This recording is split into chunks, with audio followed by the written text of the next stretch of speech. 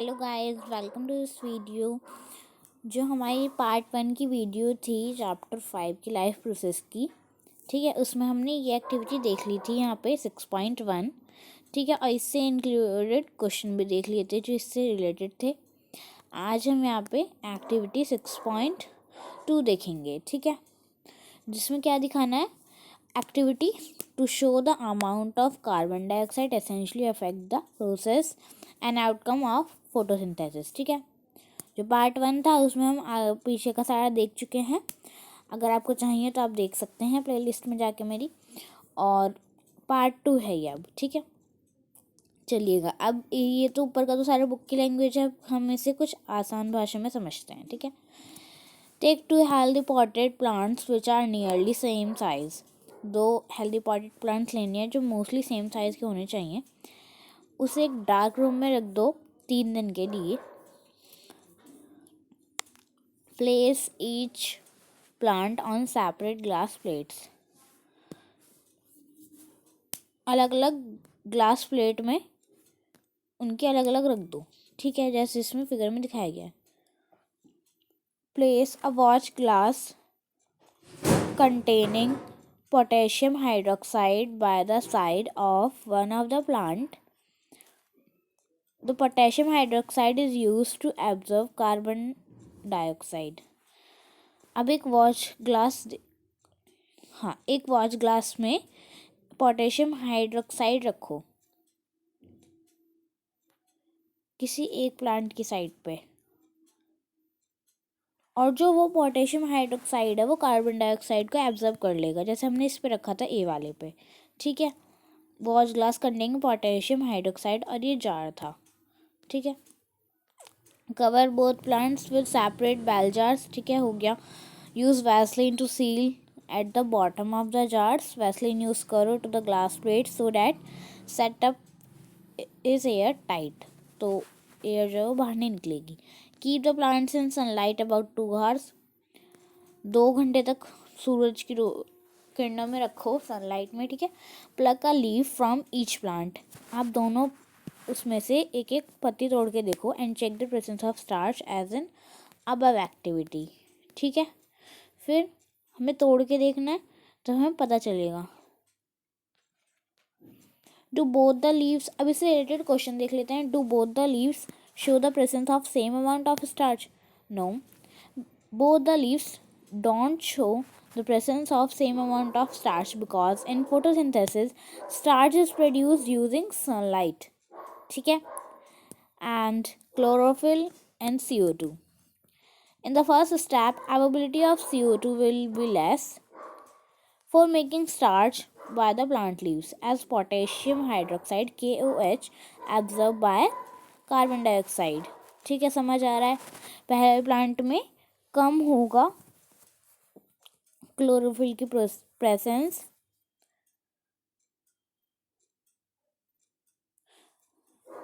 in the second plant setup the starch की presence.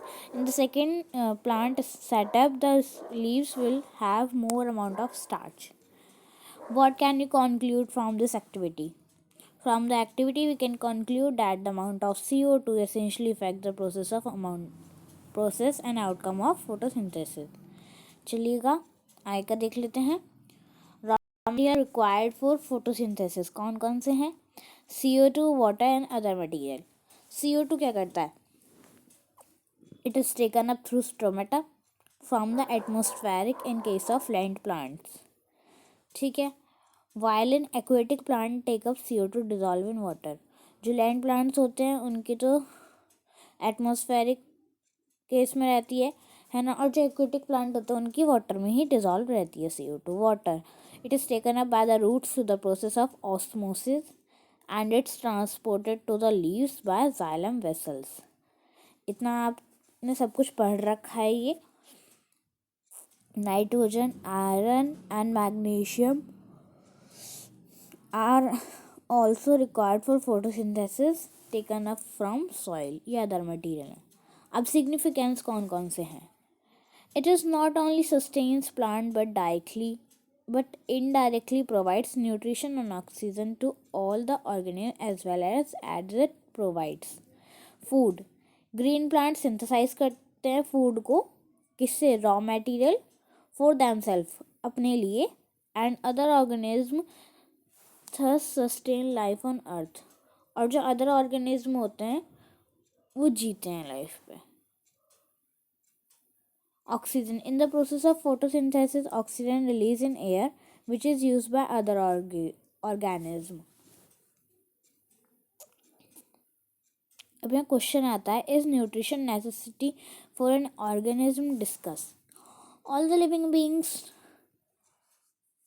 Need energy to perform various life processes. ठीक है, ये तो है ही बात कि जब तक उन्हें एनर्जी नहीं मिलेगी तो वो अपने प्रोसेस कैसे कंप्लीट कर पाएंगे? They get energy from nutrition, जैसे कि food. Thus, it is a basic requirement for all the organisms. It is needed because it provides energy to perform various metabolic processes in body. It is essential for growth of new cells and repair of worn out cells.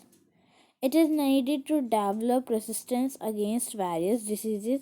Therefore, nutrition is necessity for an organism. ठीक है, अगर ऐसा कोई question आए तो ज़रूर आप सब पॉइंट में लिख के आना। बहुत ही अच्छा, क्या कहते हैं, अच्छा प्रेशर पड़ता है टीचर पे, इम्प्रेशन की बच्चे ने लिखा कैसे है। ठीक है, पॉइंट वाइज लिखे हैं अगर ये क्वेश्चन आए तो।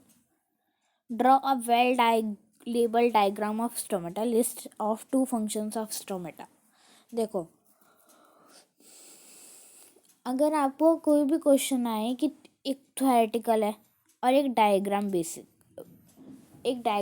है, ठीक है, तो आप ना उसमें से, अगर आपको डायग्राम बेस्ड अच्छे से आता है, मतलब दोनों अच्छे से आते हैं, लेकिन आप थ्योरेटिकल में कह रहे हो कि हाँ शायद कभी पर अटक जाऊँ, तो आप श्योर डायग्राम वाला करना विद उसके लेबल, सारे पार्ट्स वगैरह, लेबलिंग अच्छे से होनी चाहिए और डायग्राम अच्छा होना चाहिए। बिकॉज डायग्राम के जो मार्क्स होते हैं ना, मोस्टली फुल मिलते हैं।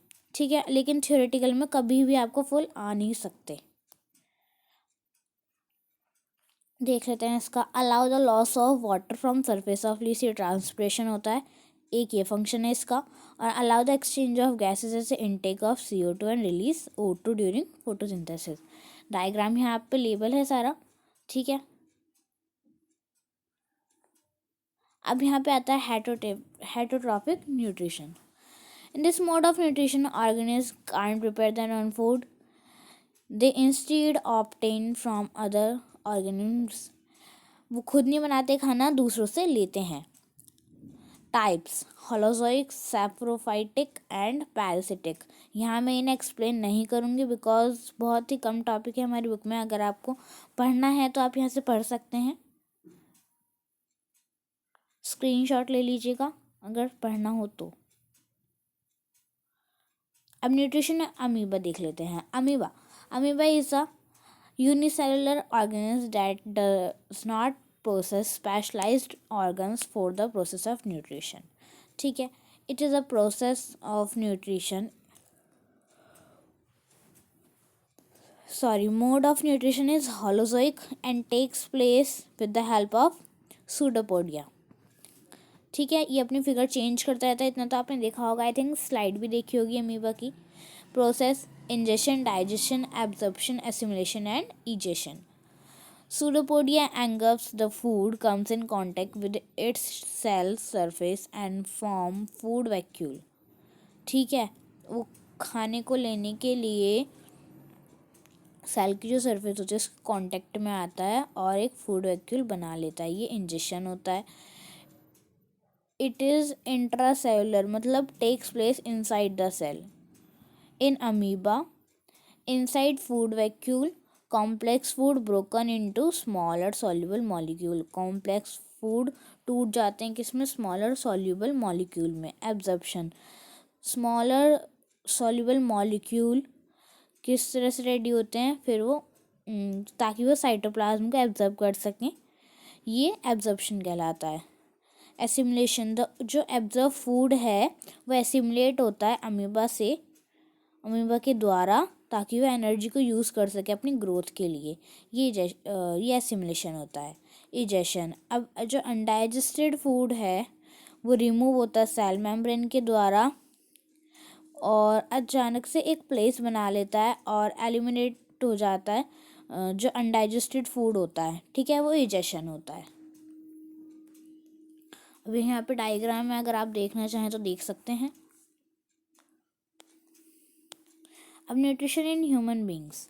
डाइजेशन एक कैटाबॉलिक प्रोसेस, आपको सभी को पता है, जिसमें कॉम्प्लेक्स और लार्ज कंपोनेंट्स जो होते हैं फूड के, वो ब्रेकन डाउन किस में होते हैं, सिंपलर में, ठीक है। जब बड़े पार्टिकल छोटे में ब्रेक डाउन हो तो वो कैटाबॉलिक प्रोसेस होता है, ठीक है।